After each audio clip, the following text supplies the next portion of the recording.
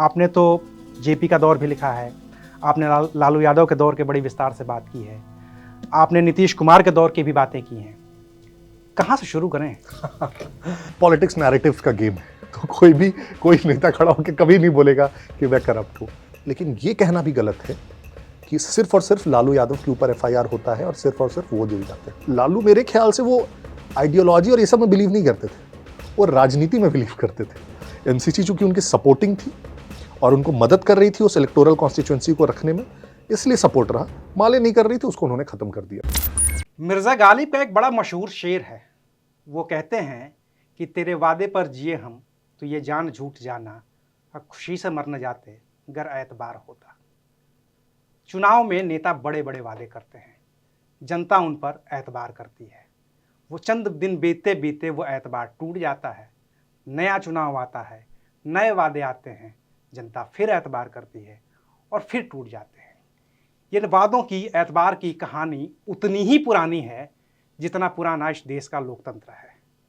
हर चुनाव में नए वादे और हर चुनाव में जनता का भरोसा जो हमेशा टूटता है। और ये पूरी भूमिका महज सिर्फ इसलिए क्योंकि मेरे हाथ में एक किताब है जिसका नाम ही है broken promises, caste crime and politics in Bihar. टूटे हुए वादों की कहानी बिहार की, जहाँ पे जाति है, जहाँ पे अपराध है और जहाँ पे राजनीति है, जिसमें से किसी को भी एक दूसरे से अलग नहीं किया जा सकता है। ठीक उसी तरीके से जैसे दूध से आप पानी को अलग नहीं कर सकते हैं, उसी तरीके से बिहार में जात, अपराध और उसकी राजनीति को अलग नहीं कर सकते हैं। और ये पूरी कहानी एक किताब में मुकम्मल बयां की गई है, ब्रोकन प्रोमाइसेस में, जिसके लेखक हैं मृत्युंजय शर्मा जी, जो इस वक्त हमारे साथ हैं। हम इस किताब पर उनसे बातचीत करेंगे, बिहार पर उनसे बातचीत करेंगे और इन तीनों का जो कॉकटेल है उससे बिहार ने खोया क्या है, हम उस पर बात करेंगे। तो शुक्रिया वक्त देने के लिए, बहुत बहुत धन्यवाद। और शुक्रिया किताब लिखने के लिए। तीन चीजें तो जो जैसा कि मैंने आपने से जिक्र किया और आपने लिखा भी है, caste crime and politics. Bihar ने खोया क्या है, यहीं उल्टे शुरू करते हैं हम इस पूरी बातचीत को। अगर बिहार ने क्या खोया है इसको समराइज करने की जरूरत पड़े बहुत ही साधारण भाषा में, तो आप बिहार का जो सबसे प्राचीनतम इतिहास है और जो सबसे वर्तमान है, बस आप दोनों को कंपेयर कर लीजिए। बिहार का जो प्राचीनतम इतिहास है वो चाहे वैशाली के रिपब्लिक से शुरू होके या नालंदा विश्वविद्यालय से शुरू होके या आर्यभट्ट के गणित से शुरू होके या चाणक्य के राजनीति से शुरू होके या अशोक के मगध साम्राज्य से शुरू होके आज हम जिस दौर में है बिहार में, और जब हम बिहार को किसी भी पैरामीटर में कंपेयर करते हैं अपने ही देश के अन्य राज्यों से, चाहे वो एचडीआई इंडिकेटर्स हो, चाहे पर कैपिटा इनकम हो, इंडस्ट्रियलाइजेशन हो, क्राइम हो, किसी भी फेज में, तो ये जो गहरी खाई है, मेरे ख्याल से यही सबसे बड़ा मापक है इस चीज़ का कि बिहार ने क्या खोया है, हम कहाँ थे और कहाँ पहुँच गए हैं। इनफैक्ट मेरे एक चैप्टर्स में मैंने जो सब सारे चैप्टर्स उसके शुरुआत में मैंने जो बहुत एक एप्ट कोट मुझे लगा वो मैंने लिखी है। और एक चैप्टर के शुरुआत में एक कोट है जो इकोनॉमिस्ट ने कोट किया था 2004 या 5 में, कि Bihar was seen as the ancient heart of India, देश का दिल, these days it is seen as the armpit. तो वो स्थिति बिहार की होगी कि दिल से वो आर्मपिट बन गया। तो यही बिहार ने मेरे ख्याल से खोया है। और इसी की पूरी कहानी एक किस किताब में बयां की गई है। कब से शुरू करें इस बिहार की कहानी को? आपने तो जेपी का दौर भी लिखा है, आपने लालू यादव के दौर के बड़ी विस्तार से बात की है, आपने नीतीश कुमार के दौर की भी बातें की हैं। कहाँ से शुरू करें? ये एक 600 650 पन्ने की किताब अगर होती है और उसमें फिर एक और बिहार जैसे राज्य पे एक किताब होती है, बड़ा मुश्किल होता है ना जी। तो कोशिश ये रही है, और इस किताब का एक मैं ऐसे बोलूँ टारगेट ऑडियंस कौन रहा है, तो ये रहा है कि जो भी बिहार में फॉर्मेशन से लेके मैं बोलूँगा 1912 से लेके एक तरह का पूरा पॉलिटिकल प्राइमर हो बिहार का, कुछ भी जिसमें छूटे ना। सबसे ज़्यादा फोकस जैसा आपने कहा कि वो 1990 से 2005 के 1.5 दशक पर है, बट शुरुआत से आप देखेंगे जो प्रमुख घटना है, चाहे 12 से लेके उसके बाद त्रिवेणी संघ, स्वामी शहजानंद जी की जितनी किसान रिफॉर्म्स थे, इंडिपेंडेंस के बाद जो मूवमेंट्स हुए, चाहे वो कांग्रेस में बदलाव जो हुए, चाहे संपूर्ण क्रांति हुई, जनता पार्टी की सरकार हुई, 1980 के दशक में जो कांग्रेस के अस्थिर मुख्यमंत्री रहे, और फिर मंडल कमीशन और 1990 से समाजवाद का उदय और लालू जी का उदय। तो वो पूरी जर्नी भी मैंने लिखी है ताकि जो भी कोई पढ़े तो उसे कॉन्टेक्स्ट हो। कॉन्टेक्स्ट होना बहुत ज़रूरी है। अगर आप किसी एक कालखंड के बारे में, सिर्फ उस कालखंड के बारे में लिखेंगे, तो जो उस स्टेट को नहीं जानते हैं या उतनी जानकारी नहीं है पॉलिटिकल, वो शायद सबसे पहले यही सवाल करेंगे, लेकिन ये शुरू कैसे हुआ, हाँ। ऐसा क्यों हो गया। तो इसीलिए मैंने थोड़ा इसकी कॉन्टेक्स्ट देने से शुरुआत की है। और फिर हम लोग 1990 से 2005 के 1.5 दशक में गए हैं, और उस दशक में, 1.5 दशक में भी इस प्रकार से गए हैं, कोशिश की है कि बहुत फैक्ट्स एंड फिगर्स और जो बहुत वेरीफाइड स्टोरीज हैं उनके माध्यम से एक्सप्लेन करने की कोशिश की जाए कि जो हुआ वो क्यों हुआ। बहुत सारी चीजें जो हुआ वो बहुत सारे लोगों को पता भी है, क्योंकि हाँ हाँ, मतलब वो इतनी बड़ी घटनाएं हैं और इतनी बड़ी राजनीतिक घटनाएं हैं खासतौर से, कि उससे तो अछूता नहीं रहा जा सकता था। तो कोशिश यही रही है कि उसका क्यों बहुत अच्छे से एक्सप्लेन किया जाए और सिंपल भाषा में एक्सप्लेन किया जाए। और इनफैक्ट जब से बुक रिलीज हुई है, मैं आपको बता रहा हूँ, बहुत सारे मैसेजेस या जो भी ऐसे इंटरेक्शंस हुए हैं मेरे, आप तो बिहार से ही हैं तो आप तो बहुत अच्छे से जानते हैं, लेकिन जो नहीं जानते हैं उन सबकी आंखों में मैंने इतना आश्चर्य देखा है इंटरव्यूज के दौरान और कॉन्वर्सेशन के दौरान, वो विश्वास ही नहीं करते। तो कई बार पूछ बैठे, 1-2 पॉडकास्ट और बहुत फेमस लोग हैं जो काफ़ी इस तरह की चीज़ें करते हैं, वो पॉडकास्ट के बीच में मुझसे पूछ पड़े, आप मजाक कर रहे हैं कि ऐसे नरसंहार थोड़ी हो सकते हैं, ऐसे कोई किसी को मार थोड़ी सकता है, पूरे गांव को साफ कर सकता है। भाई, बेलछी हो, बाथेपुर हो, मतलब ये सब नरसंहार तो कोई भूल ही नहीं सकता। तो मेरे ख्याल से जो दूसरा इंटेंशन ये रहा है कि जो हम लोग हैं, हम लोगों ने तो देखा है उस दौर को, लेकिन दूसरी एक जो चीज़ मुझे बहुत स्ट्रांगली लगती है कि बिहार के बाहर जो या तो पत्रकारिता में नहीं है, पॉलिटिक्स में नहीं है, उनको उतनी इसकी जानकारी नहीं है, इतनी बड़ी घटनाएं होते हुए भी। और मैं इसको बार बार कंपेयर करता हूँ, कंपेयर इसलिए नहीं करता क्योंकि बस उसके मैग्नीट्यूड दिखाने के लिए कि अब देखिए कश्मीर में भी जो कश्मीरी पंडितों का पलायन शुरू हुआ 90 के दशक में शुरू हुआ, एकदम सेम टाइम लाइन देखिए। अब संख्या में अगर जाएंगे, संख्या में जाना ठीक नहीं है कि कितने लोगों की मौत हुई, एक बहुत गलत पैरामीटर है, लेकिन फिर भी कंपेयर करने का और कोई तरीका नहीं है अपने पास। चाहे पलायन की संख्या देखें या हत्याओं की संख्या देखें, किसी भी मामले में कश्मीर से ज्यादा, कश्मीर से कोई कम नहीं रहा है बिहार दुर्दांत होने के। लेकिन मैं इनफैक्ट 2018 की बात बता रहा हूँ, कश्मीर गया था और डल झील के बीच में एक बहुत सुंदर सा कैफे बुक स्टोर है, मैं गया हूँ, गए होंगे आप, बहुत सुंदर। 18 में मैं भी गया था। वाह। उस बुक स्टोर में कश्मीर पे नहीं तो 200 अलग अलग किताबें थी, 200 अलग अलग किताबें होंगी। और मुझे वो किताबें देख के लगी कि यार, और उसमें एक बहुत अच्छा कोट था एक किताब के ऊपर कि tragedies make for the best stories and there is no bigger tragedy of our lifetime than Kashmir. Right, बहुत सुंदर लगी मुझे। मैंने 1-2 किताबें भी उठाई, इनफैक्ट पढ़नी भी शुरू की। फिर मुझे ये लगा कि यार कश्मीर को जो अटेंशन मिलना चाहिए था वो मिला, और मिलना भी चाहिए, बहुत दर्दनाक हुआ है। बिहार को क्यों नहीं मिला? इतनी जाती हुई, वहां के लोगों ने इतना कुछ सहा है, आज भी सह रहे हैं, लेकिन मेन स्ट्रीम में चर्चा ही नहीं है। हम और आप जानते हैं, लेकिन आप दिल्ली में, नॉर्मल दिल्ली में आप चलते हो, किसी से पूछ लीजिए कि बिहार में ऐसे कोई नरसंहार होते थे क्या? मैं बता रहा हूँ 95% पढ़े लिखे मेरे कॉलेज के मित्रों को इसकी जानकारी नहीं है।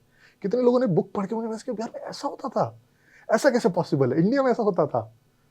तो मेरे ख्याल से वो सबसे इंपॉर्टेंट टारगेट क्राउड था मेरा, कि लोगों को पता होना चाहिए कि उस प्रदेश ने और वहाँ के लोगों ने क्या क्या झेला है उस 1.5 दशक में, और उसके माध्यम से फिर वो अपना मैसेज तय करें। लेकिन मेरा ये है कि उसके माध्यम से कम वो जागृत हों कि लोकतंत्र में एक सही या गलत फैसला जो शायद वोट के माध्यम से होता है, वो क्या से क्या कर सकता है।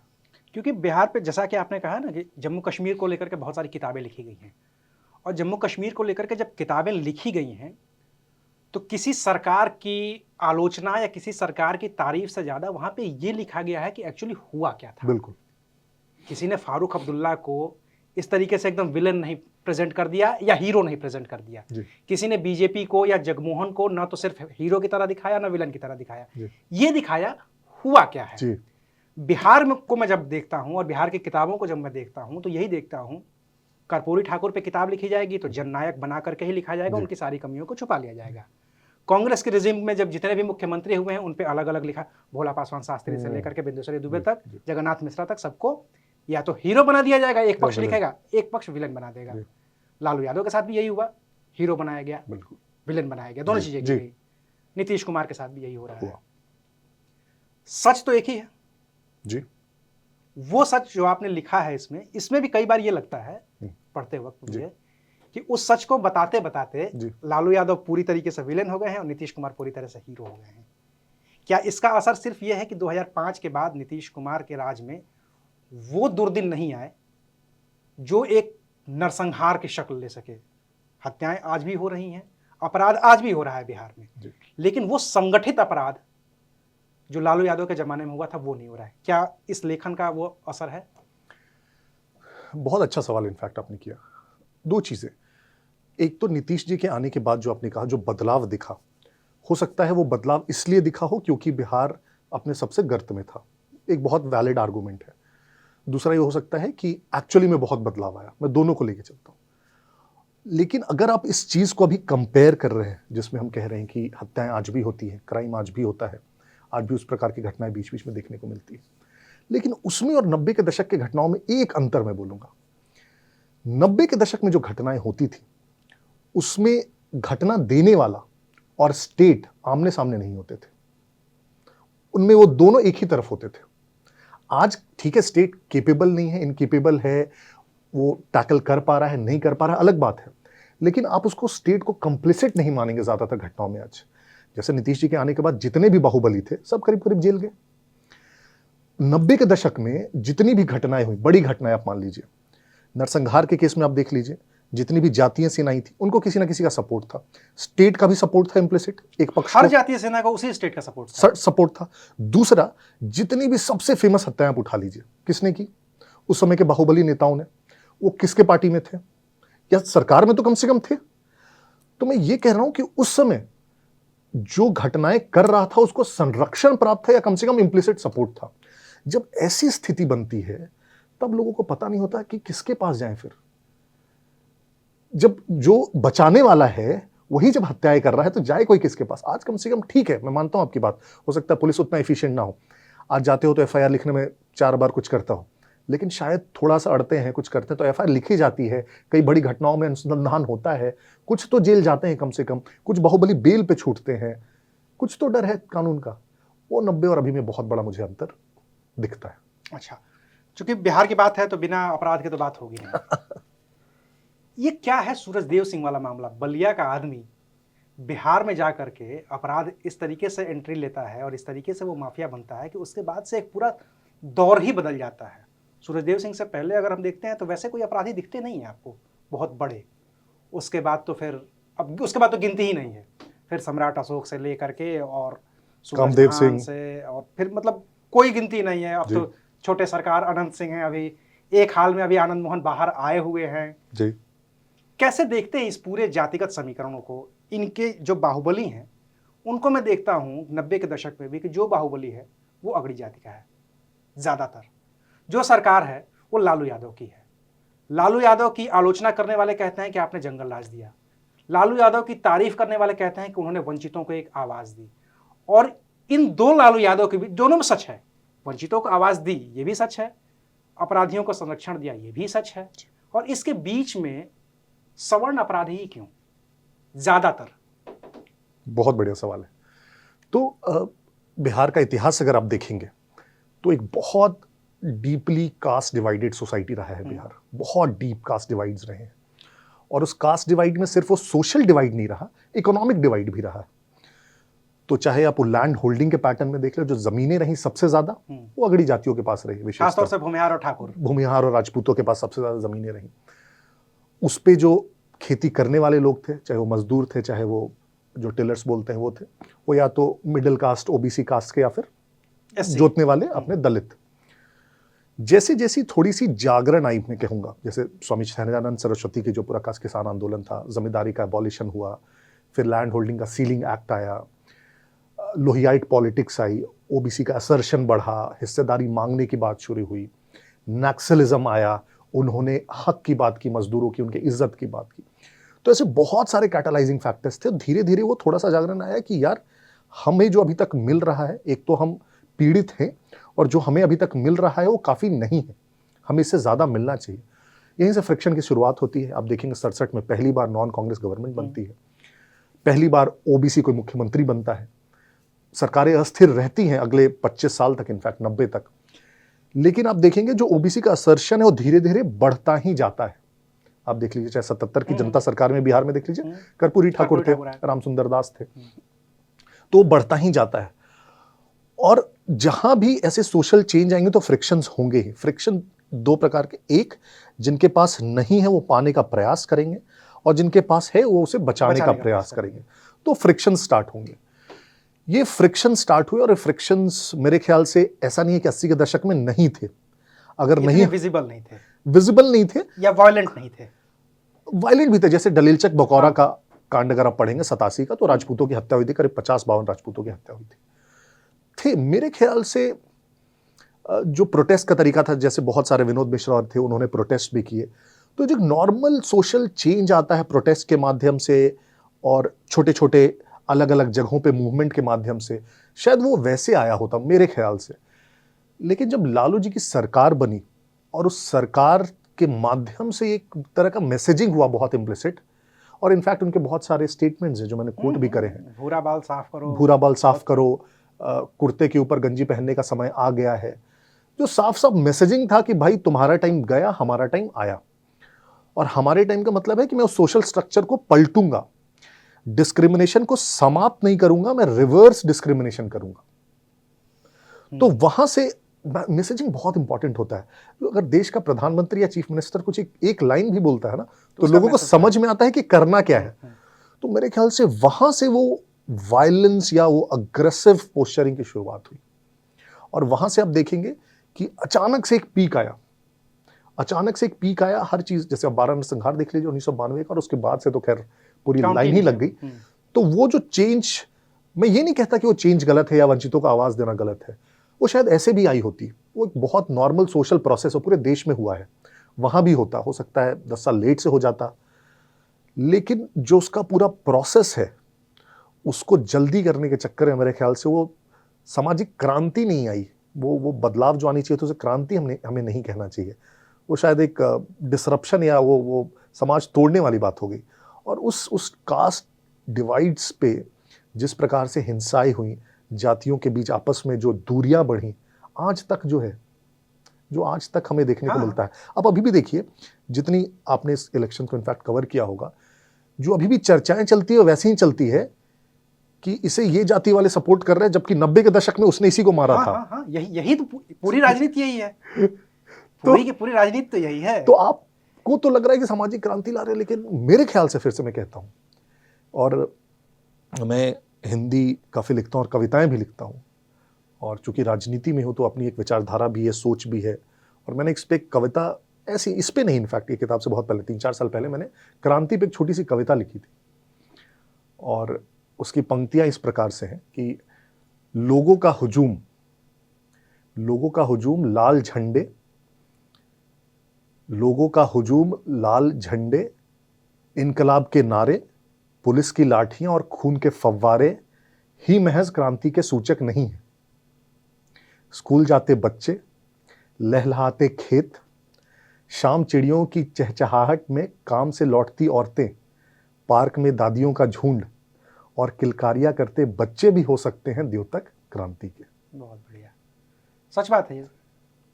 तो क्रांति के नाम पे हम वायलेंस को छुपा दें और कह दें कि क्रांति थी तो हो गया, मेरे ख्याल से वो थोड़ा सा नैरेटिव मुझे तो व्यक्तिगत रूप से पसंद नहीं आता। अच्छा, अगर नेल्सन मंडेला ने ऐसी क्रांति साउथ अफ्रीका में लाई होती जेल से छूटने के बाद, तो आपको लगता है वो देश बना होता?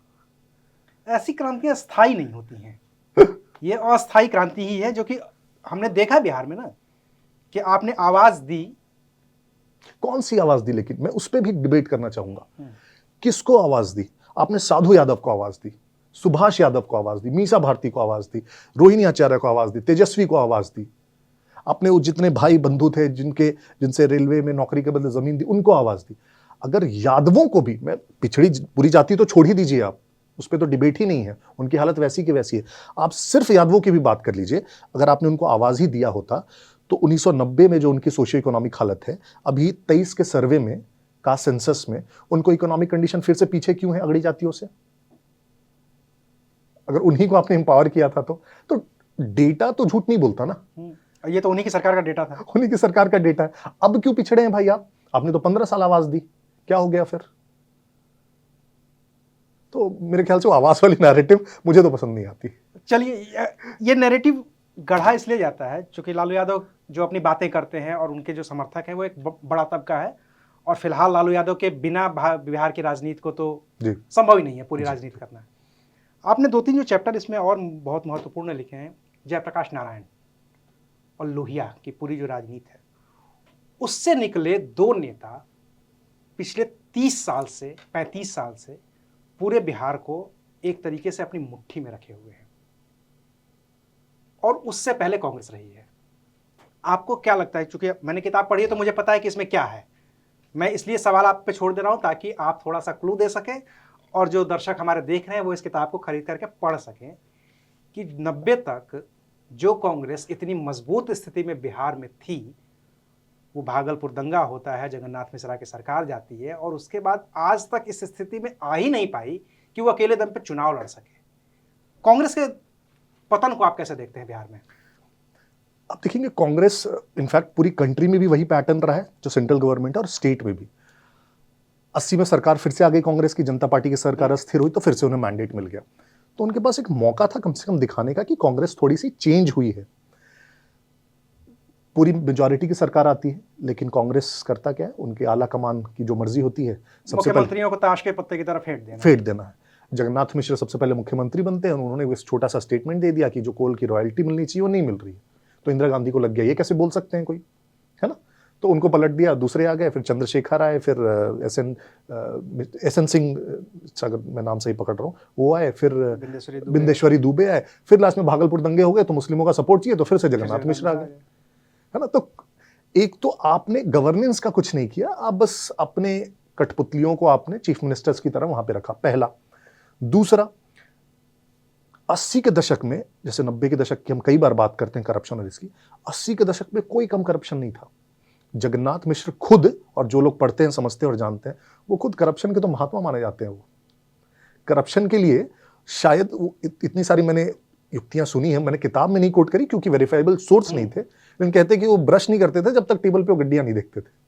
ऐसी ऐसी बातें हम सुनते हैं। इनफैक्ट एक बहुत फेमस इंसिडेंट है, मैंने बुक में कोट किया है, कि लालू विपक्ष के बेंच पे बैठे हुए थे, जगन्नाथ मिश्र मुख्यमंत्री थे, और लालू अपने उसी अंदाज में उठ के कहते हैं कि जगन्नाथ मिश्र इतने मोटे होते जा रहे हैं और ऐसे ठुमक के चलते हैं क्योंकि इनके पेट में इन्होंने ऑपरेशन करा के सोना गड़ा हुआ है, और पेट फड़वा कर देख लीजिए, अगर सोना नहीं निकलेगा तो मैं राजनीति छोड़ दूंगा। ये तो लालू यादव का अपना स्टाइल था। मैं उस पर नहीं जा रहा, लेकिन आप मैसेजिंग देखिए, ऐसा थोड़ी है कि कोई बहुत कर्पूरी ठाकुर के लिए जी के लिए कोई ऐसा बोल के दिखा देता, कोई मानता नहीं, वही होता है। तो एक तो करप्शन, तीसरा सबसे बड़ा रीजन मुझे लगता है जो नील इन द कॉफिन बोलते हैं, वो भागलपुर राइट्स थे। आप देखेंगे कांग्रेस के जो मेजर कंस्टिट्यूएंट्स रहे वोट बैंक के उस दौर में, फॉरवर्ड्स, दलित और मुस्लिम, 3। दलितों के लिए आपने कुछ किया नहीं, गरीबी हटाओ करके। जो मुस्लिम पॉपुलेशन 15% आपका कोर वोट बैंक था, भागलपुर दंगे होते हैं, उस पर जो सबसे मेन परपेट्रेटर्स होते हैं उनको, आपको याद होगा राजीव गांधी फिर भागलपुर जाते हैं, डीजीपी को हटाया नहीं जाता है, लोगों दबाव पे सिर्फ मुख्यमंत्री बदल दिए जाते हैं, और उनके जो परपेट्रेटर्स हैं उनको कुछ नहीं होता है। उस पॉइंट पे कांग्रेस मुस्लिमों का जो भरोसा खोती है, वो शायद आज तक वो वापस बिहार में, बाकी देश के जगहों की नहीं बोल रहा हूँ, बिहार में फिर वो उस समय जनता दल के साथ जाती है, फिर वो राष्ट्रीय जनता दल के साथ जाती है, और आज तक मोटा मोटी आप देखेंगे तो वोट बैंक जनता दल के साथ उन्हीं के साथ है, वो कांग्रेस के पास वापस नहीं आई है। और इस ख्याल से मेरे से वो जो बिहार में पतन हुआ कांग्रेस का, वो वहीं से शुरू होकर आज तक वही स्थिति है मोटा मोटी। चूंकि कांग्रेस की बात कर ली हमने, लालू यादव के पूरे रिजीम की आप बात कर ही रहे हैं, अभी जो आप जगन्नाथ मिश्रा वाला जिक्र कर रहे थे, और यहीं पे मुझे फिर वो जाति की एंट्री होती है जिसके बिना ये पूरी राजनीति होती नहीं है। लालू यादव साफ तौर पे, जैसा कि आप जिक्र कर रहे हैं कि वो कह रहा है कि मोटे होते जा रहे हैं क्योंकि पेट में सोना गड़ा है, वो उनका स्टाइल था। 96 में चारा घोटाला का FIR होती है, लालू यादव को उसमें जेल भी जाना पड़ता है, बहुत बाद में जाकर के लालू यादव को सजा होती है, और बार बार लालू यादव और उनके समर्थकों की ओर से ये कहा जाता है कि इस चारा घोटाले की शुरुआत की थी जगन्नाथ मिश्रा ने, FIR कराई लालू यादव ने, और कल्प्रिट सिर्फ और सिर्फ लालू यादव इस वजह से हुए क्योंकि उनका नाम लालू यादव है, जगन्नाथ मिश्रा नहीं। और यहाँ पे जाति की एंट्री वो करते हैं। जी, अब पॉलिटिक्स नैरेटिव्स का गेम है, तो कोई नेता खड़ा होकर कभी नहीं बोलेगा कि मैं करप्ट हूं। लेकिन अब देखिए कि मैं मानता हूं इस पूरी बात को, लेकिन ये कहना भी गलत है कि सिर्फ और सिर्फ लालू यादव के ऊपर FIR होता है और सिर्फ वो जेल जाते हैं।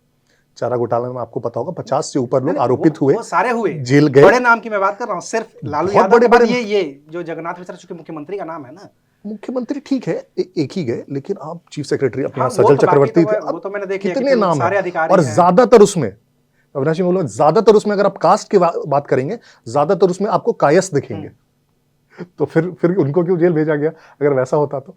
लेकिन मैं उस पर भी नहीं जा रहा, मैं कह रहा हूं उस पूरे ड्यू प्रोसेस को भी आप देखिए। जब चारा घोटाले का सबसे पहले उजागर हुआ, जो चाईबासा में रेड पड़ी, अमित खरे साहब वहां पे कलेक्टर हुआ करते थे, दुमका ट्रेजरी में रेड पड़ी, उसके बाद अगर वो एफआईआर करवाते हैं, उन्होंने जो अपॉइंट की कमेटी और उसको लीड कर रहे थे, उनका नाम मुझे ध्यान नहीं आ रहा है, उनका नाम खुद चारा घोटाले में आने लगा।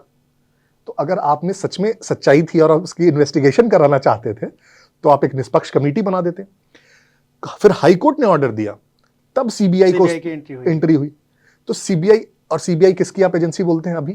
केंद्र सरकार की। केंद्र में किसकी सरकार थी? इन्हीं की सरकार थी, जनता दल के अध्यक्ष थे। किसकी सरकार थी? है ना, देवगौड़ा प्रधानमंत्री। करेक्ट। तो आपकी सरकार, आपकी एजेंसी, आपका राज्य, आपकी पुलिस, फिर किस पे ब्लेम लगा रहे हैं? तो वो तो अपने उसमें है ना, किताब में लिखा हुआ है कि वो आकर के देवगौड़ा से बोले कि काजी देवगौड़ा, हम तुमको इसीलिए प्रधानमंत्री बनाए थे, और दोनों फिर रोने लगे। दोनों फिर रोने लगे। देवगौड़ा जाता है, इंद्र कुमार गुजराल आते हैं, लेकिन जोगिंदर सिंह अपना काम कर चुके होते हैं उस समय तक। बिल्कुल बिल्कुल। इस पूरी किताब की बात ना एक और इंसिडेंट के बिना पूरी नहीं होगी, और वो है जातीय सेनाएं, जिनका जिक्र हमने बार बार किया है कि जितने भी नरसंहार हुए हैं ये जातियों के क्लैशेस में हुए हैं, और खास तौर से उसमें दो, रणवीर सेना एमसीसी और माले, इन्हीं दोनों के बीच में हुआ है। लेकिन एक और नेता है जिसका उभार माले के अगेंस्ट में लालू यादव ही करते हैं, शहाबुद्दीन। माले को भी सपोर्ट करते हैं लालू यादव, रणवीर सेना को भी सपोर्ट करते हैं लालू यादव। अगर नहीं करते तो ये नहीं होता, मेरा ये मानना है। ब्रह्मेश्वर मुखिया इतने बड़े नहीं हो जाते अगर सरकार का समर्थन नहीं होता तो। माले को भी समर्थन करते हैं, और माले के खिलाफ, माले की खिलाफत करने के लिए सिवान में वो शहाबुद्दीन को खड़ा करते हैं। इस पूरे इक्वेशन को, जो पूरी अपराध गाथा है बिहार की, उसको एक आदमी सिंगल हैंडल कैसे कर रहा है? बतौर बिहारी आप कैसे देख पा रहे हैं इस पूरी चीज को? बहुत अच्छा सवाल है। इनफैक्ट लालू राजनीतिज्ञ तो बहुत बड़े रहे ही हैं भी, और आपने बहुत अच्छा सवाल किया। उसमें आप देखेंगे जो लेफ्ट एक्सट्रीमिस्ट जिनको हम बोलते हैं, उसके 3 मुख्य धड़े बने बिहार में 80 के दशक में। उसमें एमसीसी आया, उसमें सीपीआईएमएल लिबरेशन आए, और तीसरा पार्टी यूनिटी, पीयू, और जो पीपल्स वार ग्रुप के साथ बाद में मर्ज कर गई। इसमें आप देखेंगे माले ने इलेक्शन में उतरने का ऐलान किया। 1990 के चुनावों में इलेक्शन में उतरी, विधानसभा में 7 सीटें लेके आई।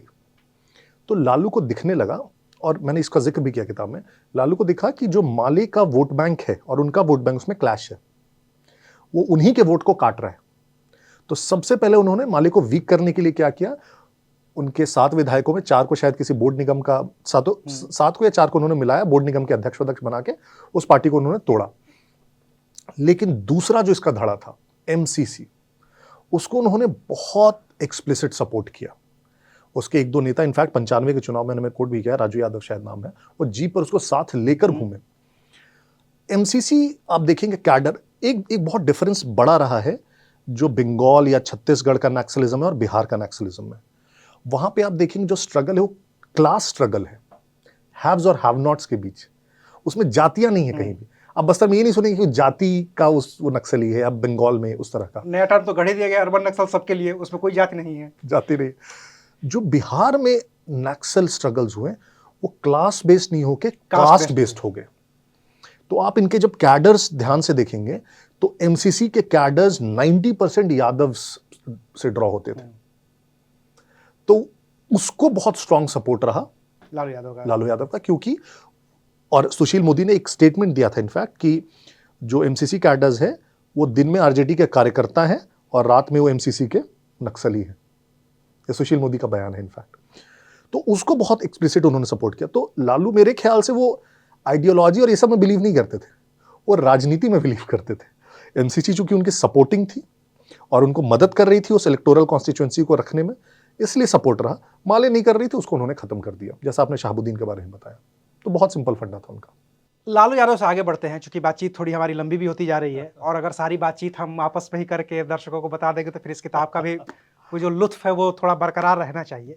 फिर भी जो एक बड़ा नेता छूट रहा है, 2 नेता इनफैक्ट मैं कहूँ, नीतीश कुमार, फरवरी 2005 में पहली बार नीतीश कुमार मुख्यमंत्री पद की शपथ लेते हैं, लेकिन उससे पहले भी साल 2000 में 2000 जी। वो 3-4 दिन के लिए या हफ्ते दिन के लिए वो मुख्यमंत्री बनते हैं। और फिर मैं यही इसीलिए आपसे पूछ रहा हूँ, जब वो मुख्यमंत्री बनते हैं तो उनके साथ जो लोग खड़े होते हैं, ये वही लोग होते हैं जो लालू यादव के जंगल राज के लिए उतने ही उत्तरदायी हैं जितने कि लालू यादव। जी। चाहे अनंत सिंह की बात हो, चाहे सुनील पांडे की बात हो, चाहे आनंद मोहन की बात हो, ये सब के सब लालू यादव के साथ खड़े नजर आते हैं कि आप मुख्यमंत्री अब बन जाइए, हम निर्दलीय हैं, हम आपके साथ सपोर्ट में खड़े हैं। कैसे देखते हैं इसको? बना नहीं पाए हालांकि। इसको मैं थोड़ा सा पॉलिटिकली देखता हूं, और मैंने इस जो डिलेमा है नीतीश जी की, इसका जिक्र भी थोड़ा किताब में करने की कोशिश की है कि नीतीश जी खुद को दो चीजों से हमेशा अवॉइड करने की कोशिश करते रहे। एक, कास्ट बेस्ड नेता बनने से। आपको याद होगा कुर्मी महारैली जब 94-95 में होती है, 94 में, तो उसमें जाने के लिए भी वो बहुत आधे मन में रहते हैं कि जाएं कि ना जाएं। वो बगल में बैठे डिनर टेबल पे खाना खा रहे हैं, फिर बाद में 3:30 बजे के आसपास वो जाते हैं। और दूसरा, बाहुबलियों के समर्थन का। और इनफैक्ट एक उनका कोट है, वो जो सुनील पांडे और ये लोग उनके कमरे में आते हैं और बुके देके फोटो खिंचाते हैं, उनको बोलते हैं मुझे पता नहीं था कि वो लोग फोटो ले रहे हैं, पता नहीं कौन ये लोग आ रहे हैं, और वो हो गया फिर जो भी, वो फोटोज बहुत वायरल होते हैं। मेरे ख्याल से नीतीश जी ने एक ना 70 के दशक में एक उनकी छात्र राजनीति के दौरान एक बहुत फेमस स्टेटमेंट है, जिसमें वो कॉलेज के कैंटीन में बैठे होते हैं और वो टेबल पीट के बोलते हैं, सत्ता में आऊंगा, उसमें आने के लिए कुछ भी करना पड़े वो करूंगा, लेकिन जब आऊंगा तो अच्छा काम करूंगा। और मेरे ख्याल से वो स्टेटमेंट को बहुत लिटरली प्रूव करते हैं। क्यों मैं बता रहा हूं? क्योंकि आप 2005 में जब मुख्यमंत्री बन के आते हैं, वो स्टेट तो नहीं बदला है, वो स्टेट ने यातनाएं झेली है, प्रताड़ना झेली है, तो उस राज को अंत कर रहा है, लेकिन उसके रिप्रेजेंटेटिव्स रातों रात तो बदल नहीं सकते, तो आपको सत्ता में आने के लिए उनकी जरूरत पड़ती, तो आपने उनका समर्थन ले लिया। लेकिन दूसरी तरफ आप ये भी देखिए, मैं इसका बेनिफिट ऑफ डाउट उनको देना चाहूंगा, दूसरी तरफ उन्होंने कहा कि मुझे सरकार चलाने के लिए जिनकी जरूरत है वो पॉलिटिकल कंपल्शन है मेरा, लेकिन जहां कानून की बात आती है वहां कानून अपना काम करेगी, और चाहे वो मेरे सरकार के मंत्री हो या मेरे पार्टी के विधायक हो, वो फास्ट ट्रैक कोर्ट्स उनका भी केस करेगी। तो उनके फर्स्ट टर्म में आप देखिए वही सुनील पांडे भागे भागे फिर पकड़े गए, अनंत सिंह बहुत बाद में इनफैक्ट गए। आप उनके, मेरे को लगता है एक दो और नेता, मेरे को नाम नहीं याद आ रहा है, तो जितने भी फास्ट ट्रैक कोर्ट में एमपी एमएलए, आनंद मोहन को भी उन्होंने ही जेल भिजवाया, जितने भी एमपी एमएलए उस समय कन्विक्ट हुए, जेल गए, आप देखिए उसमें से कई उनकी खुद की पार्टी के थे, और अभ्यानंद जी को उन्होंने एकदम फ्री हैंड देकर रखा कि आपको कभी मेरे तरफ से कोई पॉलिटिकल डायरेक्टिव इसमें नहीं आएगा कि किसके साथ क्या करना है। तो पॉलिटिकल कंपल्शंस एक तरफ थे, जिसके कारण शायद उन्होंने इन सबको साथ लेके चलने की कोशिश की। दूसरी तरफ लेकिन मेरे ख्याल से उन्होंने उसको चरितार्थ किया कि उस 5 साल में उस सरकार को चलाकर बहुत कुछ ऐसा कर दिया जो मुझे लगता है कि बिहार ने बहुत सालों में नहीं सोचा था। जैसे मैं अपने गांव की बात कर रहा हूँ, इनफैक्ट आपको, जो मेरे पिता का घर है वो गया में आता है, और जो मेरी माँ का घर है वो औरंगाबाद में आता है, गया के टिकारी में और औरंगाबाद के गोह में। इससे ज्यादा नक्सली इन्फेक्टेड 2 ब्लॉक्स हो नहीं सकते बिहार में। और उन गाँव पे इतनी बार अटैक हुआ है, मैं बता नहीं सकता आपको। हमारे गांव में सड़क आई 2009 में, बिजली आई 2009 में। आधे लोग जब मैं दोस्तों को बताता तो विश्वास नहीं करते, बोलते 2009 तक तुम लोग लालटेन में वहां पे घर पे रहते थे। बोला हाँ, गर्मी छुट्टी में जाते लालटेन नहीं पड़ते थे 2008-9 तक, यार वही था वहां पे। तो मेरे ख्याल से वो जो 5 वर्ष प्लस, ना सिर्फ मैं इंफ्रास्ट्रक्चर के केस में बात करूंगा, सोशल रिफॉर्म्स में देखिए, और सामाजिक क्रांति की जब बात करते हैं लालू, तो उस पर भी मैं बोलता हूँ, लालू ने सामाजिक क्रांति के लिए कौन सा लॉ लाया उन्होंने, वो एक नारे के सिवा बता दीजिए। हाँ, वो नारे के सिवा तो कुछ नहीं था। नीतीश ने ओबीसी का बाइफरकेशन किया, ओबीसी ईबीसी में। इससे बेहतर कोई चीज हो सकती है क्या रिजर्वेशन के टर्म्स में? नीतीश ने महिलाओं के लिए पंचायत में रिजर्वेशन लाया। आप नीतीश सरकार की और भी स्कीम्स दे ली, चाहे वो बच्चियों को साइकिल प्रदान, मतलब मेरे लिए तो दुनिया की सबसे खूबसूरत तस्वीर है वो। मैं वही कहता हूं कि सामाजिक क्रांति इसको बोलते हैं ना यार। ये सामाजिक क्रांति होती है जहां पे आप लॉ के माध्यम से इतना प्रोग्रेसिव, कोई देश का कोई भी स्टेट नहीं तभी तक किसी ने किया था वुमेन का पंचायती राज में रिजर्वेशन। बिहार ने करके दिखा दिया। जो कर्पूरी ठाकुर बेचारे सोचते रहते गए और मर गए, ओबीसी ईबीसी बाइफरकेशन वो नीतीश ने कर दिया, दलित महादलित कर दिया। इससे अच्छी क्या स्कीम हो सकती है? तो मैं फिर भी वो 5 टर्म में, वो 5 साल कम 5 से साल तो मैं भी मानता हूं। मैं नीतीश कुमार जी के व्यक्तित्व पे अभी नहीं कमेंट कर रहा हूं इस आंसर में। इनफैक्ट मैं सिर्फ उस 5 साल पे कमेंट कर रहा हूं कि वो 5 साल में मानता हूं कि सार्थक थे, चाहे कुछ भी करना पड़ा उन्हें सरकार चलाने के लिए। नहीं, उस 5 साल में बहुत कुछ कंपल्सन नहीं था उनके पास, उस तो सरकार फुल फ्लेज चला ही थे। जहाँ सारी चीजें बदली हैं 2010 के बाद, 13 के बाद 13 के बाद तो और भी चीजें बदली हैं, लेकिन 10 के बाद बहुत सारी चीजें बदल गई हैं। जी। जो दूसरी इनकी सरकार आती है, दूसरी सरकार मुझे लगता है कि सिर्फ इस नियत से आती है कि तीसरी बार फिर सरकार बनाना है। मुझे मतलब एक यह है कि अगर एक ब्लैंक पेज है और उस पर एक आपने छोटा सा स्पॉट डाल दिया तो वो दिखने लगता है। 2005 से 2010 के उस कार्यकाल को मैं यूं ही देखता हूं, ठीक, कि एकदम ब्लैंक था, कुछ नहीं था, एक ब्लैक स्पॉट पड़ गया, दिखने लगा कि सड़कें स्टेट हाईवेज तक बन गए थे, सब कुछ बना था उसमें। लेकिन उस 2010 के बाद से आज के भी स्टेट हाईवेज वही वाले चल रहे हैं, उतने ही टूटी हालत में हैं। जी। और 15 साल से नीतीश कुमार सिर्फ इस जद्दोजहद में है कि मुख्यमंत्री कैसे रहा जाए। मैं सहमत हूँ आपकी बात से, विशेषकर 13 के बाद। मुझे क्या लगता है, मैं और जितना मैंने पढ़ा है उनके बारे में, सुना है, बातें की हैं, और एक तरह का पर्सोना मेरे दिमाग में बिल्ट है, उस व्यक्ति के इंटेंशन शुरू में बहुत अच्छे थे। और 2005 जब वो सरकार में भी आए, मैंने बहुत सारे उनके इंटरव्यूज सुने हैं, बातचीत का तरीका सुना है, जिन चीज़ों पे वो कॉन्वर्सेशन करते थे या बल देते थे वो सुना है। बेटी को कभी आगे लेके नहीं आए, वो उनका जो पर्सनल इंटेग्रिटी है वो कभी क्वेश्चनेबल नहीं हुआ। निशांत का नाम हम लोग जानते हैं पत्रकार होने के नाते, नहीं तो नहीं जानती पब्लिक। बिहार में कोई नेता इतने वर्षों के सामाजिक जीवन के बाद बेदाग रह जाए, मेरे ख्याल से ये अपने आप में सबसे बड़ी उपलब्धि मान लेनी चाहिए।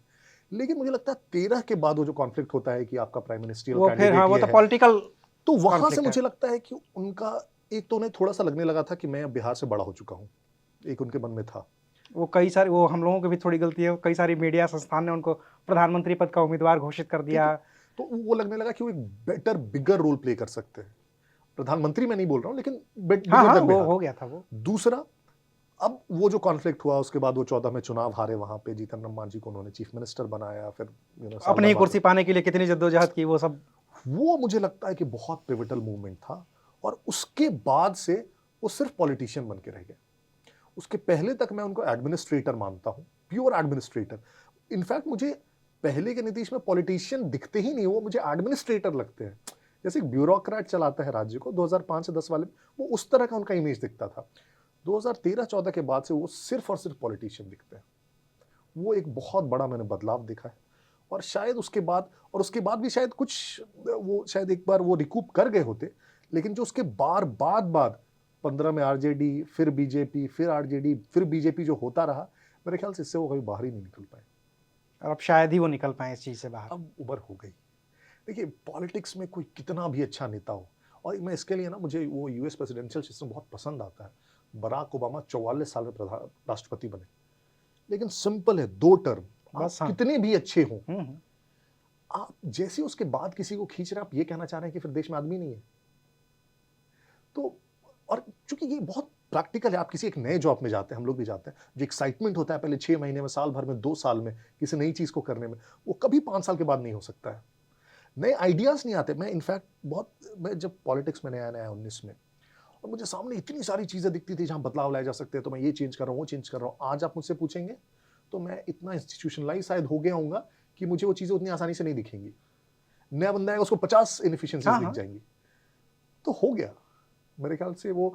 अब जेपी के जो नेता हैं 75 से लेके अब कब तक रहेंगे? 50 साल हो गए, 2025 आ गया, अब फिर चुनाव आ ही रहा है। और इसी नोट पे खत्म करते हैं, अगला चुनाव आ रहा है 2025 का, और जिसे एक नेता का मैं बार बार कह रहा था कि जिक्र छूट रहा है, अभी हाल ही में दिवंगत हुए हैं, भारतीय जनता पार्टी के बहुत वरिष्ठ नेता, बिहार के सबसे सीनियर नेता सुशील मोदी। ये क्या सुशील मोदी ही हैं? मैं इस किताब से थोड़ा हट करके ये सवाल आपसे इसलिए कर रहा हूँ ताकि इस पूरी बातचीत को खत्म किया जा सके, बिहार के राजनीति को भी समझा जा सके। क्या ये सुशील मोदी ही हैं जिनकी वजह से भाजपा बिहार में थोड़ी मजबूत स्थिति में आई, या ये वही सुशील मोदी हैं जिनकी वजह से भारतीय जनता पार्टी आज तक इकलौता हिंदी भाषी राज्य जहां अपने दम पर सरकार नहीं बना सके? या ये वही सुशील मोदी हैं जिन्होंने लालू यादव का पूरा राजनीतिक करियर ही खत्म कर दिया? जी, मेरे ख्याल से, और पर्सनली मैं अपने लेवल पे बता रहा हूँ, उनके देहांत के बाद की बात नहीं, मैं पहले भी आप बोलूँगा, सुशील मोदी के लिए मेरे मन में बहुत डीप रिस्पेक्ट है। दो तीन रीजन है उनकी वजह से। पहला, उनकी भी पर्सनल इंटेग्रिटी पे आप देखिए, कभी कोई सवाल नहीं हुआ, कोई आज तक दाग नहीं लगा उनकी पर्सनल इंटेग्रिटी पे। इतने अंडरस्टेटेड, कभी आपने उनको कोई कंट्रोवर्सी में पूरे लाइफ में नहीं देखा होगा। तो आप बोल सकते हैं कि उतने बड़े नेता नहीं थे, उतने पावरफुल भाषण नहीं देते थे, वो अलग पर्सनैलिटी थी, वो पढ़ने लिखने वाले नेता थे। लालू को जेल पहुंचाने वाले सुशील मोदी थे, जो land for job scam, land for jobs scam है, उसकी पूरी किताब लिख दी उन्होंने सुशील मोदी ने पूरे डिटेल्स के साथ कि यहाँ की इतनी डेसिमल जमीन इसको दी गई, इसके बदले इसके बेटे इसके भतीजे को नौकरी दी गई। लालू लीला पूरी किताब ही लिख डाली उन्होंने। तो उन टर्म्स में मैं कहूंगा, एक तो लालू के अगेंस्ट क्रूसेड में, दूसरा आप देखिए इनफैक्ट जो उनका रोल शायद थोड़ा सा हम लोग उतना अप्रिशिएट भी नहीं कर पाए, 2005 से 10 के बीच वो फाइनेंस मिनिस्टर भी रहते हैं, राइट, डिप्टी चीफ मिनिस्टर के साथ साथ। और जो फाइनेंशियल कंडीशन थी उस समय बिहार की 2005 में, 2006 में पहली बार उन्होंने बिहार गवर्नमेंट के फाइनेंशियल कंडीशन पे एक रिपोर्ट पब्लिश करते हैं वो। और जो 2005 से 10 के बीच हर राज्य बहुत कुछ करना चाहता है, लेकिन फाइनेंशियल रिसोर्सेज जुगाड़ना और उसको एफिशिएंटली यूटिलाइज करना सबसे ज़्यादा इंपॉर्टेंट होता है। तो मेरे ख्याल से उनका जो वो रोल था फाइनेंशियल मैनेजमेंट का, उसको हम लोग अक्सर बहुत तवज्जो नहीं दे पाए। तीसरा, आप देखेंगे कि नीतीश और सुशील मोदी जी की कितनी अच्छी पर्सनल केमिस्ट्री थी। यही ये बार बार कहा जाता है पॉलिटिकल सर्कल में, ये बार बार कहा जाता है कि इतनी अच्छी केमिस्ट्री थी कि सुशील मोदी कभी खुद को नीतीश के पैरेलल भी नहीं देखना चाहते थे, ऊपर तो छोड़ दीजिए। और यही वजह है कि भाजपा आज तक वहां सरकार नहीं बना पाई।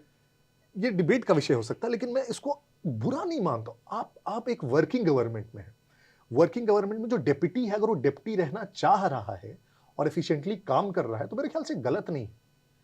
आप अपने एक चीफ मिनिस्टर को उतना रिस्पेक्ट दे रहे हो और चीफ मिनिस्टर भी आपको उतना रिस्पेक्ट दे रहे हैं, ये बहुत ब्यूटीफुल वर्किंग रिलेशनशिप का एग्जाम्पल है।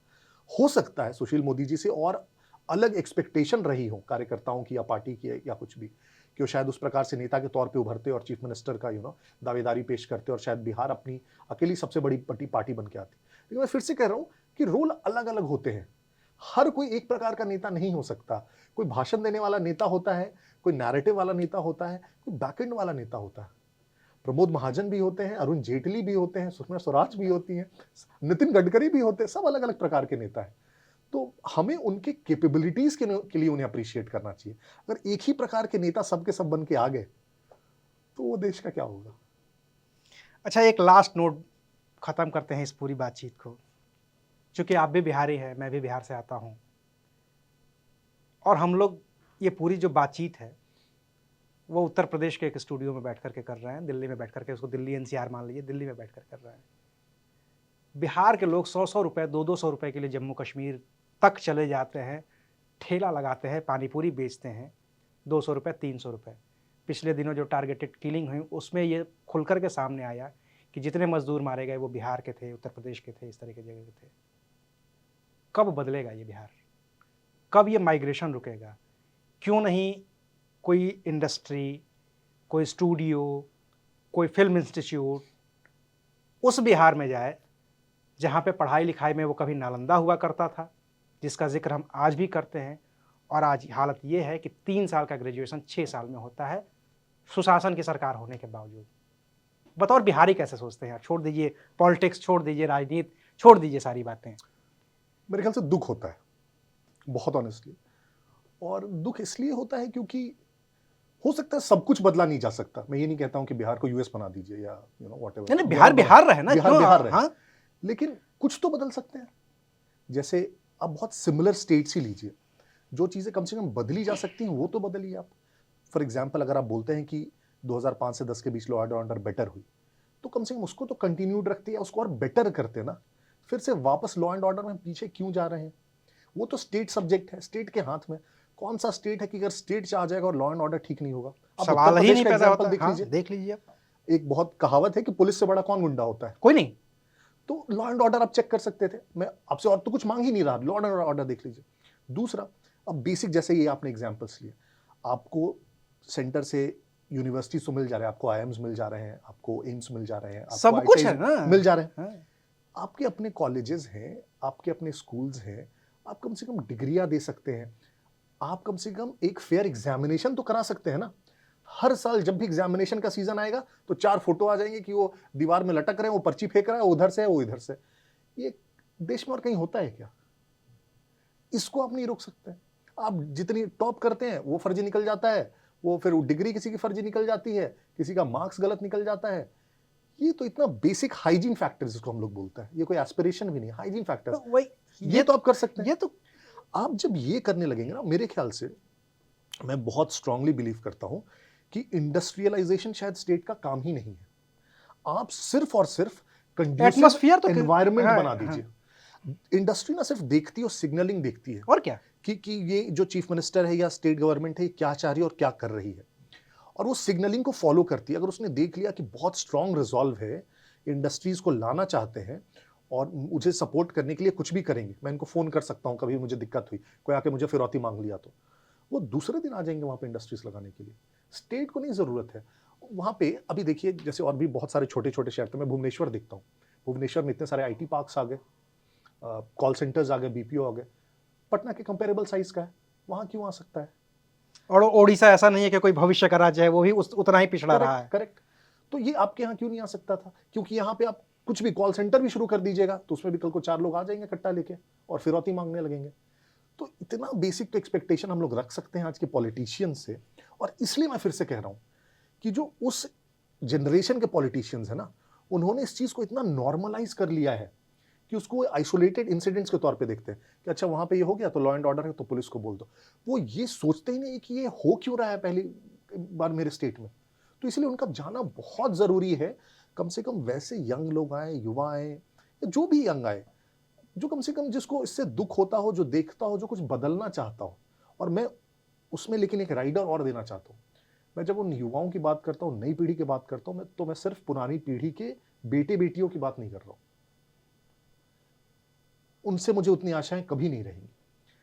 कभी भी राजनीति या किसी भी क्षेत्र में कोई आके बदलाव वही कर सकता है जिसने उन मुश्किलों को देखा है, समझता है, गया है, पढ़ा है, अंडरस्टैंडिंग है। वो कभी नहीं कर सकता जो चीफ मिनिस्टर बंगलों में रहते हुए अपनी 10वीं की परीक्षा ना पास कर पाया हो। लेकिन फिर वही सवाल, दिक्कत तो वही होती है ना। लालू यादव जो एक सर्वेंट क्वार्टर में रहते थे, अपने भाई के साथ पढ़ाई करते थे, उनके पास तो सब कुछ मिला, सत्ता मिली, खुद मुख्यमंत्री रहे, केंद्र में मंत्री रहे, पत्नी मुख्यमंत्री रही, बेटे उप मुख्यमंत्री रहे, सब कुछ तो मिला, सब कुछ तो था उनके पास। आज उनके पास बंगला है, उनके पास गाड़ी है, उनके पास दौलत है, बाकी कुछ नहीं। कैसे उम्मीद करें कि जबकि कुछ नहीं था उनके पास, सर्वेंट क्वार्टर में रहते थे, मुख्यमंत्री बने पहली बार तो सर्वेंट क्वार्टर में ऑफिस लगाया। करेक्ट। और वो आदमी कहां से कहां पहुंच गया। तो ये जो आप बात कर रहे हैं, बस इसीलिए दुख होता है कि कोई जरूरी नहीं है कि वही कर पाएगा। नहीं, मैं जैसे मैं नवीन पटनायक, अभी मैं काम कर रहा था नवीन पटनायक पे पढ़ रहा था, रूबेन बनर्जी की किताब है। मैं देख रहा था कि नवीन पटनायक 50 साल तक राजनीति से कोई दूर दूर तक वास्ता था, बुटीक चलाते थे यहीं पे, ओबेरॉय होटल में। और वो आदमी जाता है 25 साल तक कुर्सी पर रहता है। ठीक है, नहीं बदल पाया उतना, लेकिन इतनी बदनामी तो नहीं हुई जितनी बदनामी बिहार की हुई। मैं फिर से कह रहा हूं, इंपॉर्टेंट ये नहीं है, इंपॉर्टेंट और सबसे अच्छा मापक जो मैं देखता हूं, मैंने पर्सनली ये डेवलप किया है देखने के लिए कि कौन कैसा नेता है। मैं कहता हूं कि आप उस नेता का बैकग्राउंड देखिए और आप ये देखिए कि अगर वो राजनीति में नहीं होता तो क्या कर रहा होता, तो आपको समझ में आ जाएगा कि वो राजनीति के लायक है कि नहीं। तो अगर जैसे आपने कहा उनको आने की जरूरत नहीं थी, नवीन पटनायक को यूएस में रह सकते थे, तो उन्होंने वो छोड़ के वो राजनीति में आए। वो राजनीति में पैसे कमाने के लिए नहीं आए। तेजस्वी यादव अगर राजनीति में नहीं होते तो 10,000 रुपए की नौकरी नहीं मिलती उनको, और बहुत फैक्ट है, मैं कोई व्यक्तिगत नहीं जा रहा हूं, नहीं मिलती। तो उनके लिए राजनीति कोई सैक्रिफाइस नहीं है। वो ये बोले कि मैंने बहुत सैक्रिफाइस किया, नहीं, ये तो आपके लिए और कमाई का जरिया है। जो आपको सैलरी मिलेगी एज एमएलए, वो आपको नहीं मिलती कल को किसी नौकरी में। तो सबसे अच्छा मापक मेरे को यही लगता है कि आप देखिए, कोई आईपीएस नौकरी छोड़ के आ रहा है IAS, that is a sacrifice I would say. कोई अपनी कोई भी और स्टेबल जॉब छोड़ के आ रहा है, वो सैक्रिफाइस बोल सकते हैं।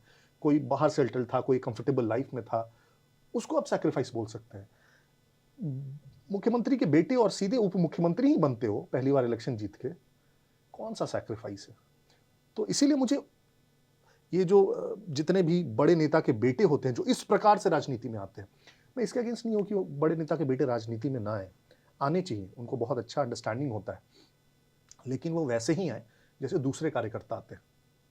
वो आए, जमीन पे काम करें, वो पार्टी में एक छोटा सा पद ले, जिलाध्यक्ष बनो ना आप, पहले पार्टी में सचिव बनो, प्रवक्ता बनो, महामंत्री बनो, 10 साल रगड़ो। ये तो सब दूसरी दुनिया की बातें हैं। नहीं, इनफैक्ट आप बोलेंगे शायद मैं अपनी पार्टी को अप्रिशिएट कर रहा हूं। एक रीजन जो उस कारण से मैंने भाजपा को ज्वाइन किया वो ये था, मैंने देखा ये होते हुए। और बहुत सारे एग्जाम्पल शायद आप देंगे, उनके बेटे इनके बेटे, लेकिन मैं काउंटर एग्जाम्पल्स दूंगा जिनमें बहुत बड़े बड़े नेताओं के बेटे हैं और वो 3-4 टर्म से मिले हैं लेकिन उनको मंत्री नहीं बनाया गया, और रीजन यही था कि उस बड़े बेटा के नेते। चलिए, इस पूरी बातचीत को यहीं ख़त्म करते हैं। और इस किताब पे, चूंकि जो बिहार पे किताब थी तो पूरी बिहार से होते हुए बात कहीं और भी निकल गई थी, लेकिन हम फिर वापस लौट करके आते हैं बिहार पे। ब्रोकन प्रमाइसेस, जिसको छापा है वेस्टलैंड ने, 699 रुपये इसकी कीमत है, लेकिन अगर आप अमेजन या कहीं और दूसरी जगहों पर जाएंगे थोड़ी सस्ती भी मिल जाएगी। लेकिन जो लोग दिल्ली में, मुंबई में, हैदराबाद में या ऐसी बड़ी बड़ी जगहों पर एसी कमरों में बैठ करके सिर्फ बिहार को गालियाँ देते हैं, बिहारियों को गालियाँ देते हैं, तो उसके पीछे की वजहें क्या हैं, अगर उसे तलाश करना है तो आप ये किताब पढ़िए, आपको समझ में आएगा बिहार क्या था और बिहार क्या है।